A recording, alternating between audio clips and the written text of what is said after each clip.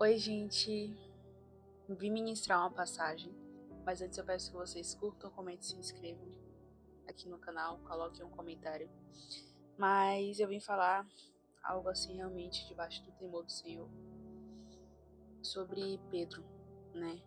Jesus anda sobre o mar. Mateus 14, versículo 28. Respondendo-lhe Pedro, disse: Se és tu, Senhor, manda-me ir ter contigo por sobre as águas. E ele disse: Vem. E Pedro, descendo do barco, andou por sobre as águas e foi ter com Jesus. Aqui é quando Jesus anda sobre as águas, e aí os discípulos olham e falam: Meu Deus, é um fantasma? Mas Jesus fala: Não, não é um fantasma. O que me ministra muito é sobre que Pedro ele saiu do barco. Em meio a vento contrário, medo, né? Porque o barco de hoje em dia não era o barco daquela época. E Pedro não temeu. Ele saiu da zona de conforto. O que era a zona de conforto do barco? Você está no meio do mar, com o vento contrário. E Pedro falou: se é o Senhor, deixa eu andar nas águas com o Senhor. Pedro confiou, Pedro teve fé. Pedro saiu da zona de conforto, que era o barco, para viver experiências com Jesus. Eu falo pela minha vida, sabe, também. Muitas vezes a gente pede: Senhor, eu quero ter experiências com o Senhor, eu quero viver o novo com o Senhor. Eu não quero permanecer no raso. Mas nós não estamos dispostos a sair da nossa zona de conforto. Mas Pedro, ele saiu. Porque para nós vivermos experiências com Deus, nós temos que ir mais no profundo com Ele. Nós temos que confiar. E é uma ministração que eu venho falar com vocês, mas debaixo do temor do Senhor e para as nossas vidas de hoje em dia. Nós queremos viver o novo com Deus, porque Deus ele nos chama para viver profundo, para mergulhar nas águas profundas, para andar sobre as águas com Ele.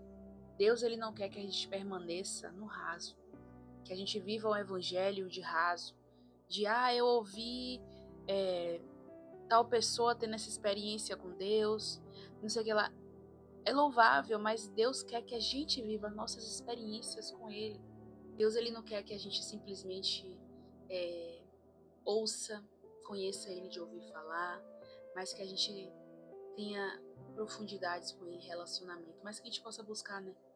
Porque Jesus logo em seguida fala: vem. Jesus não pegou a mão de Pedro e tirou Pedro do barco. Jesus falou: vem. E Pedro saiu do barco, confiou no mestre.